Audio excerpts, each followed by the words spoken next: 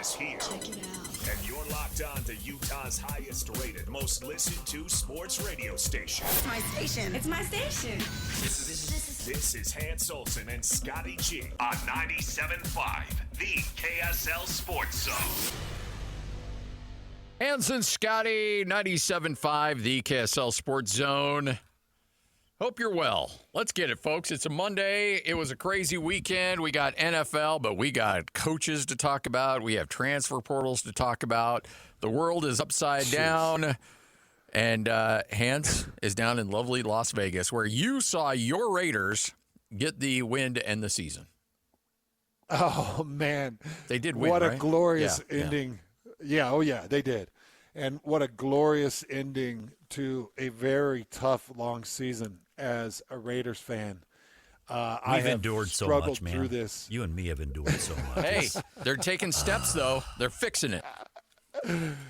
I have struggled through this game by game by game, and I came down to throw the silver and black on my face one last time and cheer for the Kansas City Chiefs and the Las Vegas Raiders.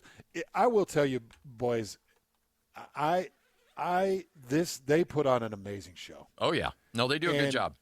It was 65% Chiefs fans.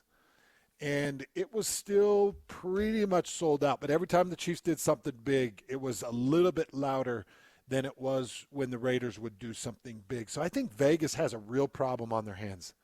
And that is creating a true home crowd and blocking out the road teams and making it a Raiders stadium. So what I did, I was just putting myself in the shoes of those Raiders players.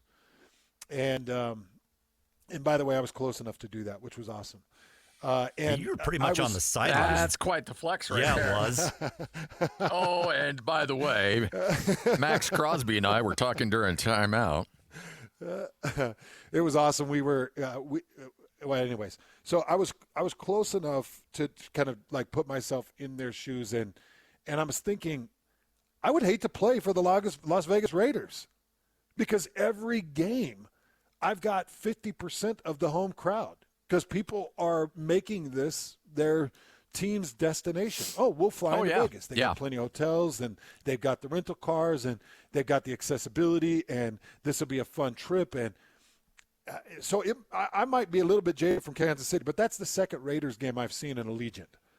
And I think one was probably 40% the other team, and this one was probably 65% the other team fan base. They've got a problem, Scotty. Well, and I've been to two Raiders Broncos games in Las Vegas, and both games the Raiders were the better team.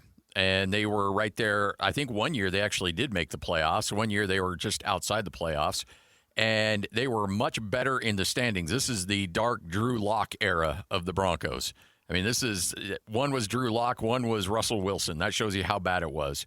This is the bad of the bad. And even then, at worst or at best, depending on who you're looking at, it was 50-50 Broncos-Raiders. Like even then, it was heavy Broncos and probably maybe leaning even a little bit more orange. And that's what Vegas has got going for them, and also working against them is the fact that they will be able to generate tons of revenue for every game because they'll have butts in the seat. But the problem is you will never have a great home field advantage because it's a destination location. Green Bay, guess what? We're going to Vegas, folks. Dallas, we're going to Vegas. Anybody you play, they're going to circle that, and they're going to come to your stadium, and they're going to fill it. The black hole does not exist. No, that scary venue you had in Oakland back in the day, that's gone. That's no longer in existence. Yep. So, and I see why it's a destination, dude. They brought Third Eye Blind up on the stage. Like it was like second quarter was just ending. Third Eye Blind comes up on this big stage that overlooks the stadium, and they just start rocking some of their great hits. And you know, they're going to they had two of the Backstreet Boys that were there, and they pan over to the Backstreet Boys, and those guys are jamming to some stuff, and it's complete insanity, dude. It's such a great show. and an amazing event. Well, you had But me you're up right. until about Third Eye Blind, and then You're come not on. You're not selling How's it gonna be? What, Lloyd? You're not selling it. Third Eye Blind? Okay, what's better, Third Eye Blind or Three Doors Down? I'd go Three Doors Down. A Oh, little Kryptonite? Come on, that's a catchy tune. Okay. You got I me? might be with you on there, Scotty. I might be with you. How's it gonna be when you don't love me anymore? That's a great song, Scotty. Stop it. If I mean, okay. this is Third Eye Blind's best song, probably.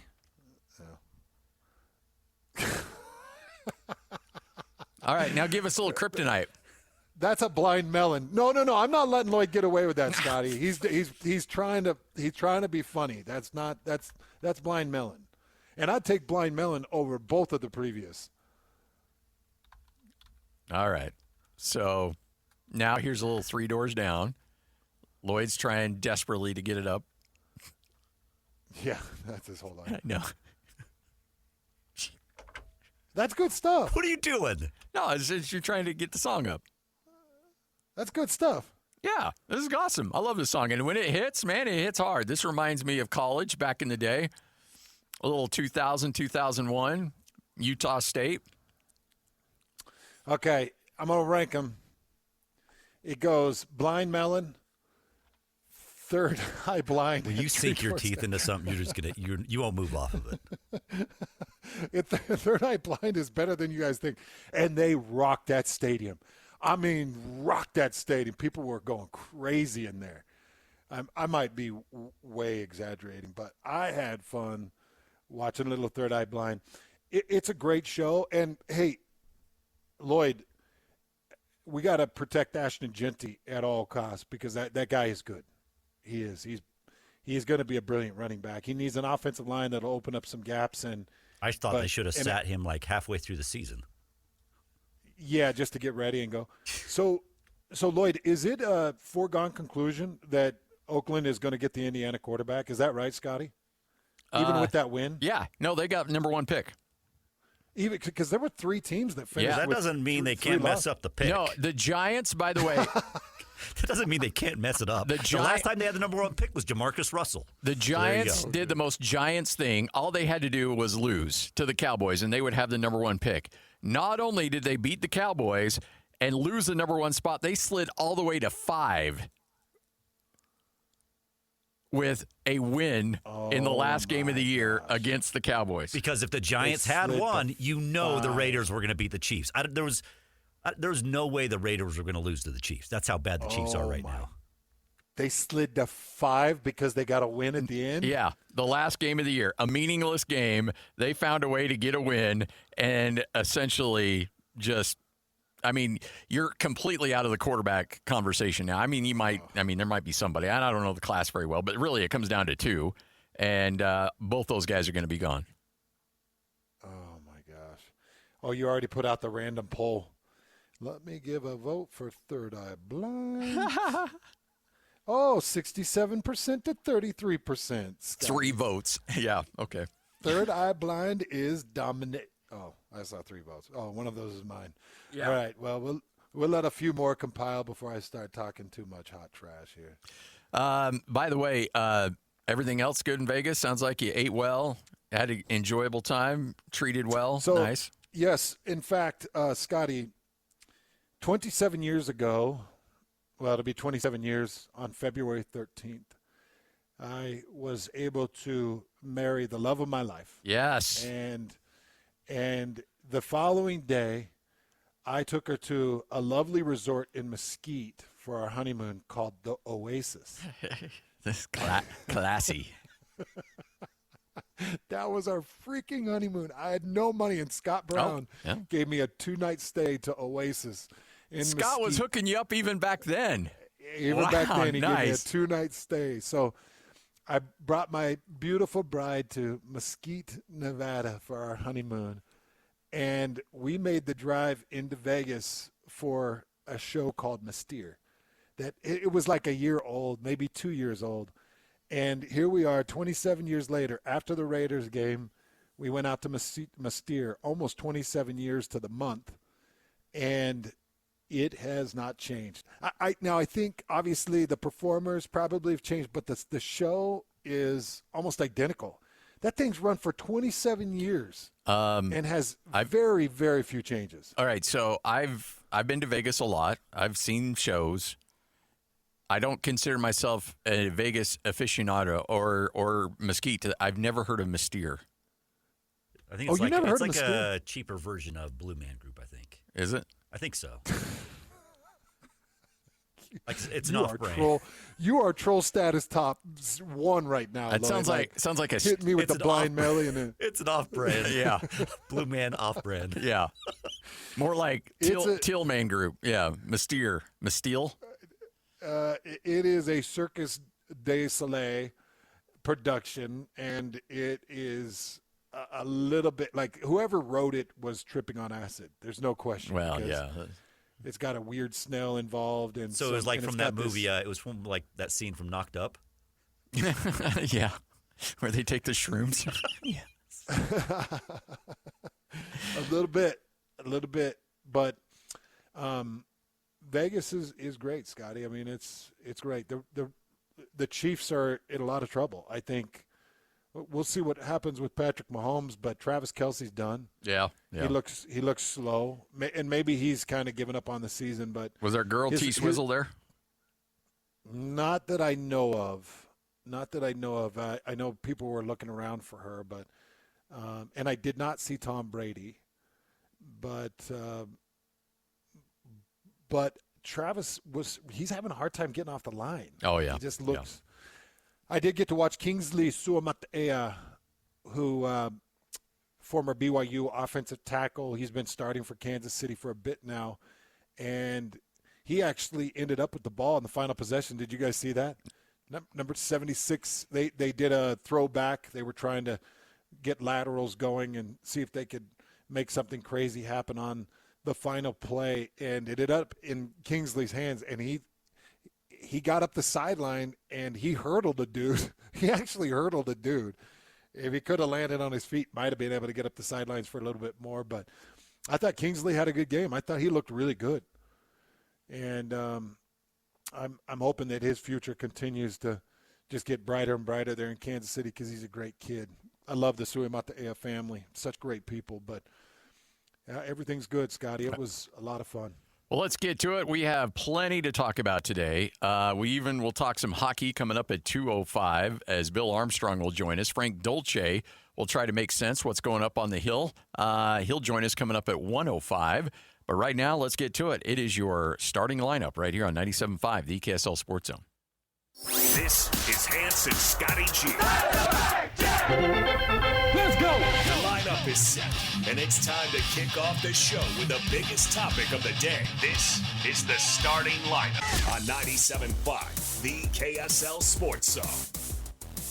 All right, your starting lineup right here on 97.5, the KSL Sports Zone. Hans Olsen, Scott Gerard. All right, Hans, the shuffle continues on throughout college football here in the state of Utah.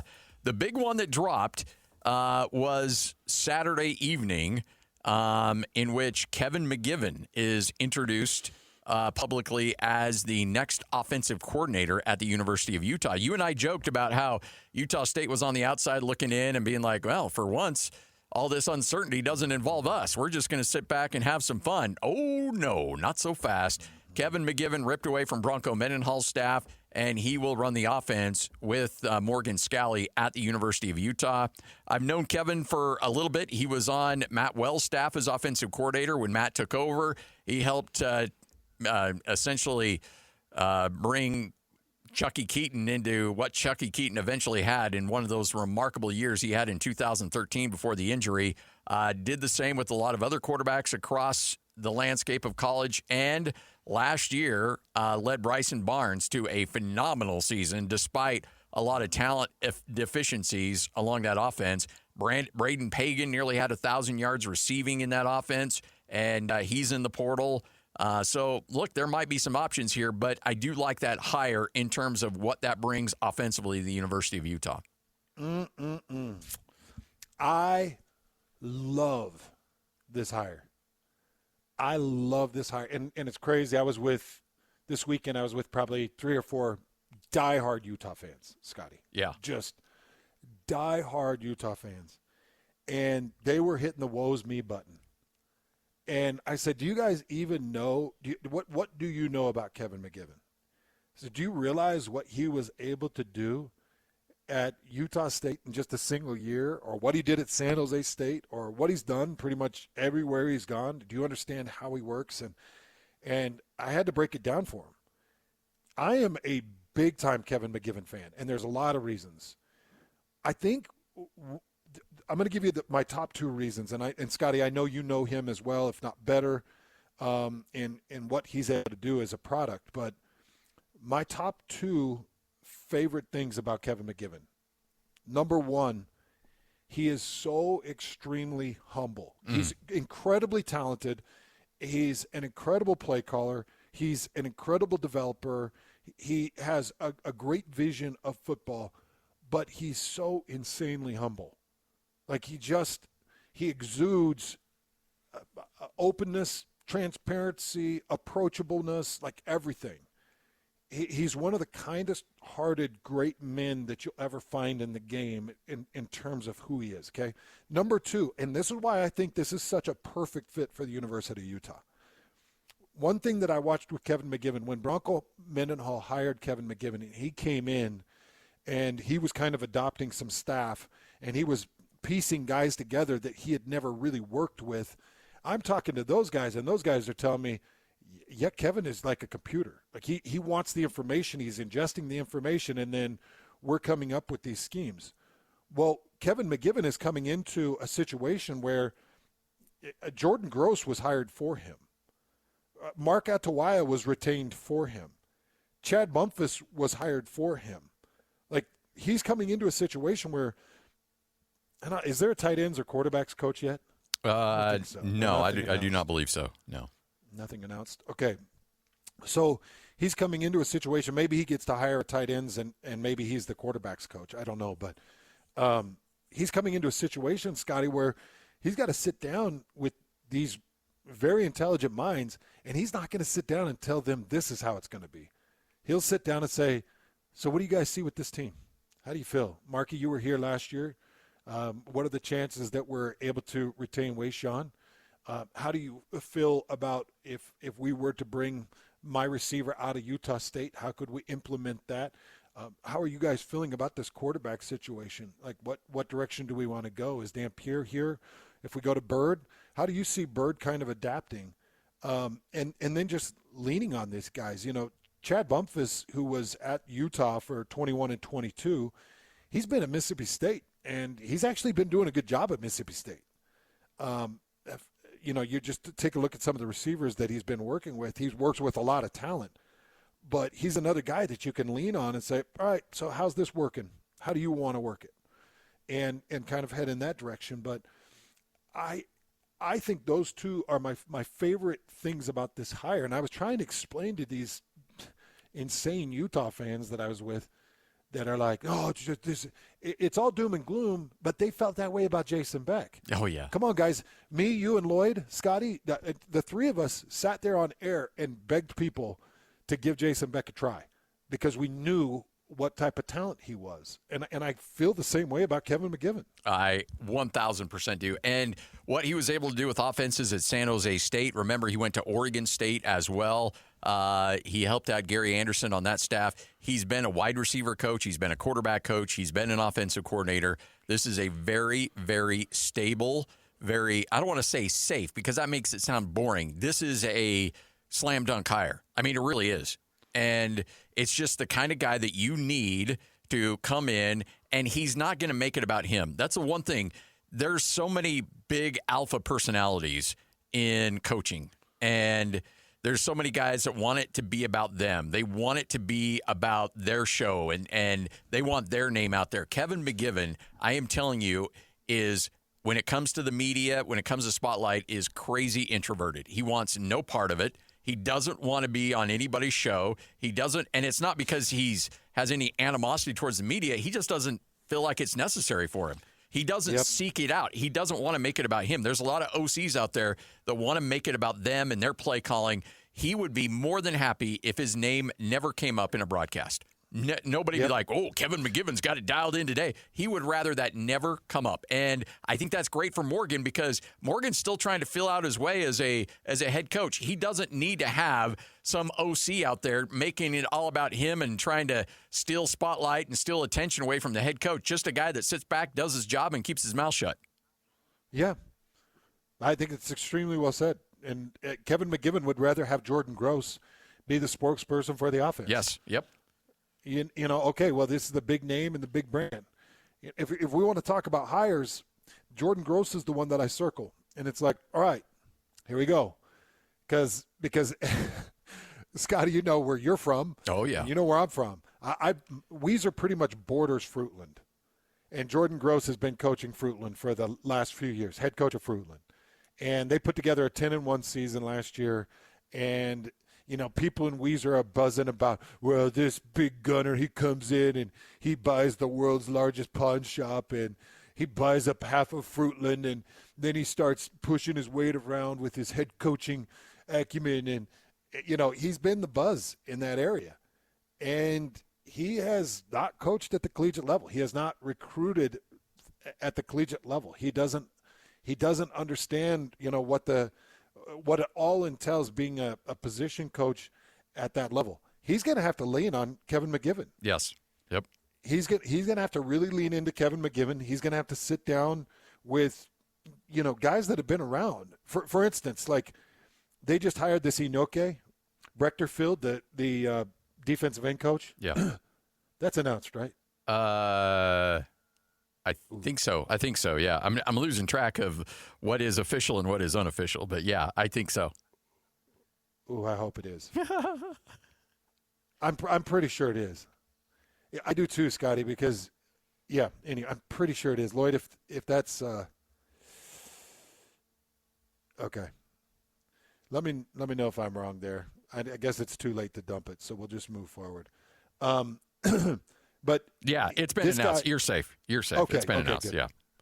Okay, so let's talk a little bit about Brechterfield because this guy has been coaching for 20 years, and he was a big-time player. And when he was with Wisconsin, like if you go back and you look at the film of his defensive fronts at Wisconsin, these guys are a hit hard, hit heavy type defensive front. So he's going to come in and work with the defensive ends. He was with Vanderbilt, Scotty. He had a stint in Washington, and he's been the last couple of years. He's been at Baylor with Coach Aranda, and you know you bring Inoke in, and this guy is going to change the culture. Well, if I'm Jordan Gross, the first call I'm making is to Brechterfield and saying, how do we do this? And if I'm Brechterfield, I'm really handing it down to Jordan Gross because those two trench coaches have to work really well together. And I don't think there's a coach at the University of Utah with more of a challenge for their position group than Jordan Gross. He's losing all five of his front. He's losing all five of his front. And you know, there's some up-and-coming talent there for the University of Utah. And Jim Harding, he left the cupboard pretty full. I know some of the recruits that he brought in, and I know some of the talent that's been there developing. He's got some talent, but Jordan's got to organize this whole thing. And he's got to organize it, and he's got to recruit from the portal to fill some gaps, and he's got to recruit from high school to make sure that he's got his future settled, and he is going to be drinking from a fire hose. I think out of everybody, Jordan Gross will be the most underwater because he's got to reestablish a position group. He's got to learn what the recruiting ropes are all about. Plus, you know, this guy, Scotty, he's been living I mean, you say he's living the life, but the dude played many years, big-time Pro Bowler. I don't know if he's a Hall of Famer or if he's borderline Hall of Famer. He should be because he was that level of offensive lineman. Yep. And he's been living this life. Like, he doesn't need the money. No. He doesn't need the fame. He doesn't need this job. He doesn't. So what's your motivation, Jordan? Is your motivation to come back and to be a Utah man and to restore that offensive line? And is your job to recruit and build great young men? Because if so, Scotty, that can be a really, really good situation. Now, there's some guys in his position that it's like, well, that's too much work. They get into it and they're like, that's too much. I don't need the money. Wait, this is 80 hours you want me to work? This is 100 hours you want me to work this week? Exactly. Yeah. Exactly. And some guys will burn out because they don't need the money. And when you don't need the money, and the kids, one kid got a DUI, one kid's grades are bad. One kid's deciding to jump in the transfer portal. You've got parents that have emailed you about their son that won't be reporting this year, and you're sitting there in your office like, I've got $24 million in my bank account. I own 3 homes. I'm not even getting to play. I'm not getting to go to my home. What am I even doing here? Okay, that can be the hiccup and the problem. Now, I've known Jordan Gross a lot of years. I played against him. I've known him. I bumped into him a few times. I've talked to him. That guy is a different level of commitment, intelligence, and success. I'm just telling you, different level. And I think if he's committing to this, I think he's committing. I think he's full bore. And he's saying, you know, forget the money thing, forget this and this. I want to seal my legacy. I've got this legacy of football. I want to seal my legacy as a coach. And that's a whole different world. I mean, Scotty, you think about where you and I are at in our lives. Like, okay, well, what have we done? What have we accomplished? What do we want to accomplish? What do we want to be known for? Okay, so we're in our late 40s. We still have, you know, probably 15 to 20 years of working life in front of us. Well, what do we want to do with it? Well, that's exactly where Jordan Gross is. It's like, man, I did the whole professional football thing. Now I've been raising kids, and I've had this nice little pocket to raise kids in with money and success, and I'm dabbling in coaches to be a part of my kids' lives and be a part of community. And now it's like, all right, I've got 10 years, maybe 15 years to establish myself as some type of legacy coach. Mm-hmm. And I'm hoping that Jordan attacks it the way he attacked his playing career. Because if he does that, then Utah is going to have themselves an offensive line coach for many years, for many, many, many, many years. And I'm just hoping that's the case for Jordan. Hans and Scotty, 97.5, the KSL Sports Zone. Frank Dolce will join us coming up at 1:05. We'll talk about the BYU coaching staff and one individual that you mentioned all of last week that BYU could not lose. They lost. We'll tell you about that and how they filled that role coming up next right here on 97.5, the KSL Sports Zone. You're locked on to Hans Olsen and Scotty G. That's right. Yeah! On 97.5, the KSL Sports Zone. Hans Olsen, Scott Gerard, 97.5, the KSL Sports Zone. It's good. When you go, good. A little acoustic version, too. It's good. Third Eye Blind versus Three Doors Down. That's our random Monday debate. They're winning. Yeah, they are. 61%. Yep. I'm happy about it. Well, we've got a lot to break down. We talked about Utah and their coaching staff all last week on Twitter and on the air. Hans, you were mentioning BYU's got to find a way to keep Jenaro Gilford. Unfortunately, yes. Jenaro Gilford on his way to Michigan to be on Kyle Whittingham's staff. So Kyle going shopping on both staffs and causing all kinds of havoc. Is it easier for us to name who hasn't made the trip? Yeah. It might be easier to name who's staying, and we'll go from there. The Jenaro news ripped my guts out. And, you know, I've had some people that have tried to make it seem like it's not that big a deal, and it just is. It's a big deal. And I know that there's still some great talent in that coaching room, and there's great options for a defensive coordinator still to hire within. But Jay Hill and Jenaro Gilford, I think, were really the energy behind that defense. Now, Gary Anderson, I think, is the brains and the fabric and the scheme of that defense. And I think, you know, with an internal hire still, you know, now you just look at Kelly Poppinga and you say that that's the most likely candidate for an internal hire to be the defensive coordinator. Kelly Poppinga could not be in a better situation if that's the case. because you've got Kalani Sitake, your head coach, that still truly understands this defense. He is not a sideline head coach. Kalani is very actively engaged, understands that defense, knows what it's all about. And then Gary Anderson is still energized to help coach, scheme, and develop coordinators and coaches and kids.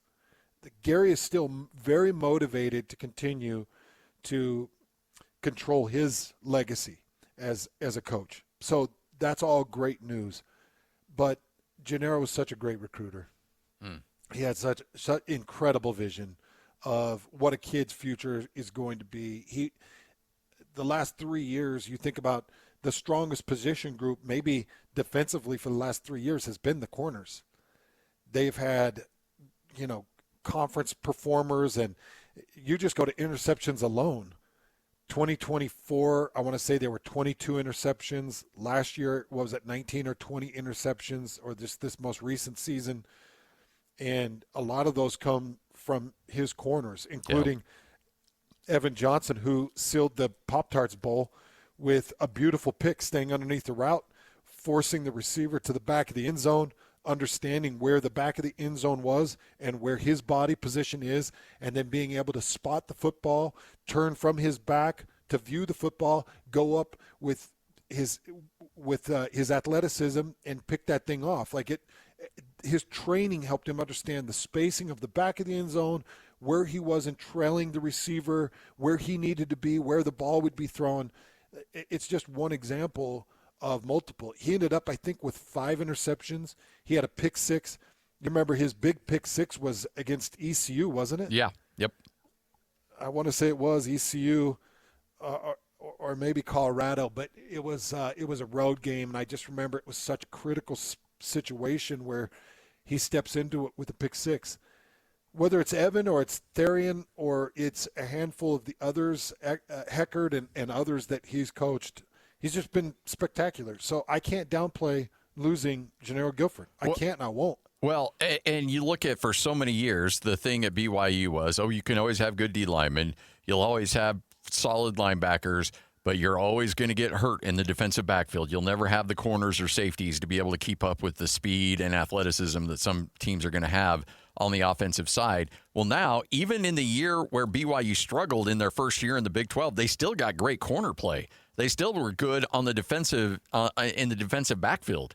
And then as soon as the pass rush started to catch up and that interior line caught up, then it was lights out because they were just phenomenal over the last 3 years with different personnel, different changes along the way. But my goodness, it has been absolutely amazing to see exactly how that's progressed year in and year out to a point where we look at the defensive backfield of BYU as a strength of their defense.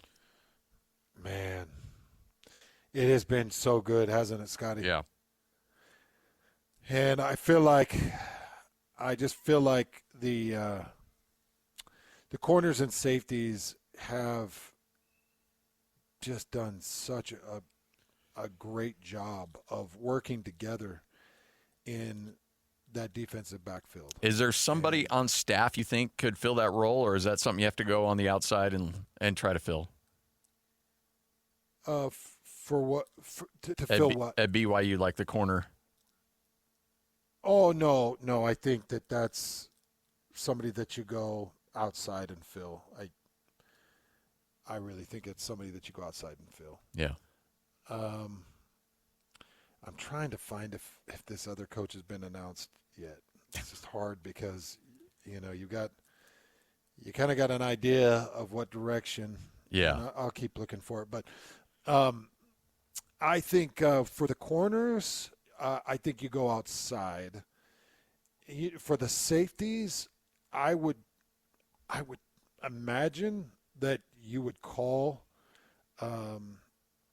because you had a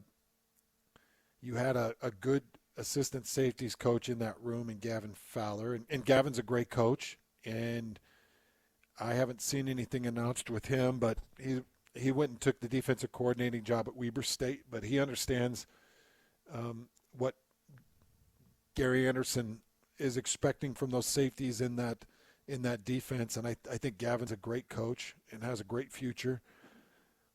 But I do think that the leadership of that defense is very much in place and in that room with Kelly Poppinga and Gary Anderson. I just do think that Jenaro Gilford would have been such a great addition. Yeah. But there's so many great men in that coaching room right now that you can continue to build on the inside and promote. But I'm just sad because I played with Jenaro, and the other thing is he's got a son that's going to be one of the biggest corner recruits in the country. He already is one of the biggest corner recruits in the country, and I thought that there'd be a really good chance to keep him at BYU under Jenaro and in the J-Hill defense. And now with Jenaro going to Michigan, you would probably think the likely step is the kid would follow his dad, but maybe not, because I know that Utah had been recruiting him really hard and really well. And I know he's got a great relationship with Sri Shah, but Jennaro's family is beautiful. Man, he's got a beautiful family. It sounds as if you mentioned Sharif Shah. It looks like Sharif's staying, as far as I know. I've not seen any news on Sharif, so I would assume that he is back with Morgan Scalley. And for those that don't know the dynamic, Sharif and Morgan are about as close of friends as you're going to find on a coaching staff. Those two dudes are ride or die together. And so I think that's really cool that Sharif's, even if he had opportunities to go to Michigan, and I'm not saying he turned anything down, I'm not aware of anything, but, if Kyle Whittingham's not roaming the sidelines at Utah, then Morgan Scalley and Sharif Shah definitely need to be riding on the sidelines there at the University of Utah. Mm-hmm. Yeah, and I think you retain Luther Ellis, which is good too, because I think that his youngest son is going to be a baller linebacker. I think he's going to be really darn good and got some play time this year. And I think he'll grow and develop into that spot and be fantastic for Utah. So you keep Luther, you keep Sharif. There's some good continuity. As far as Morgan Scalley's staff was concerned, outside of Jim Harding moving on with Michigan, I felt like Lewis Powell was your number one. I felt like Sharif Shah would be your number two. And being able to retain Sharif was a really big feather in the cap. At least that's what it seems like to you. It seems like to me. Because nobody out recruits him. No. I've yet to run into a coach with the amount of passion that Sharif has.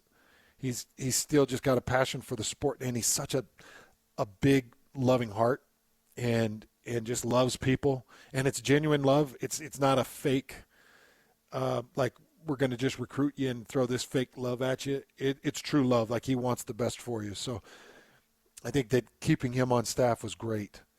And we know that Marky Atawaya, we know he brought Wayshawn Parker, and the hope is he can retain Wayshawn Parker. At least that's my hope for Marky and for Wayshawn in Utah, is that you keep Marky, you retain Wayshawn, because I think your run game can really be the staple. And what I love about that is, Scotty, even if Devin Dampier moves on, if I'm Kevin McGiven, and you just kind of picture Kevin McGiven with Bird Ficklin and Wayshawn Parker. Oh, jeez. Right? Oh, my gosh.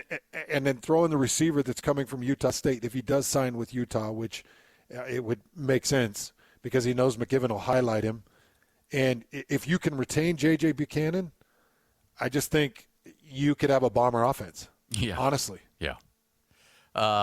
It's scary to think. And McGiven does so many. We talked about McGiven the person, McGiven the man.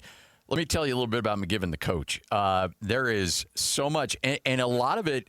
When I watched Jason Beck's offense, there's a lot of similarities between what he runs and what Kevin McGiven runs.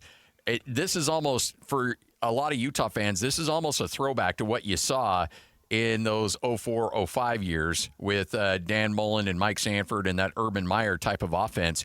A lot of pre-snap motions, a lot of movement. He will hunt mismatches, and he loves to get the running back involved in the passing attack. You'll see multiple guys. I saw 3 guys would be next to 2 on the right, 1 in the left, 3 running backs on the field at the same time for Utah State, all lining up in the backfield.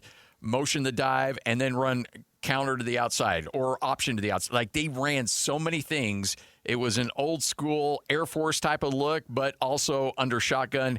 There's so many variables that he would do, and it was just fantastic to watch. And a lot of that was because of the offensive line issues. There had to be a little bit of smoke and mirrors because Utah State's offensive line just wasn't very good. But what he's able to do to try to confuse the defense and to keep them on their toes, it's really fun to watch. He's fun, man. He's fun. I think Utah fans are in for a treat with him, and he's innovative. And I think he and Morgan are going to get along extremely well. Oh, yeah. I'll be honest, I'm really bummed to see him off that Utah State staff because my son loved him and was a part of the recruiting process, and one of the reasons that my son signed at Utah State was he loved McGiven's concepts and his humility and his recruiting ability, and there was a lot of great stuff there. So I'm bummed to see Kevin McGiven leave. All right. So, by the way, what you may have missed coming up next, Hans, we've talked about BYU staff, Utah staff, and the trickle-down effect hitting Utah State as well. So where did they go for an offensive coordinator? Oh, they go to an old standby, and we'll talk about that one coming up next. You're in Las Vegas. Everything good down there? Yeah, it's great, man. Absolutely great. I didn't mean to cut you off there if you had something else you needed to get in there.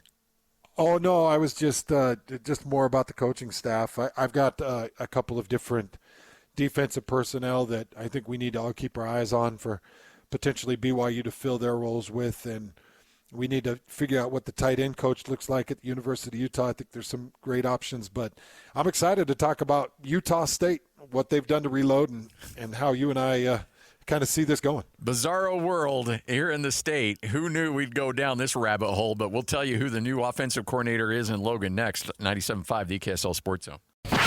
Looking for the latest on the Jazz, Utes, Cougars, and Aggies? Yeah, we've got you covered. This is Hans Olsen and Scotty G on 97.5, the Sports Zone.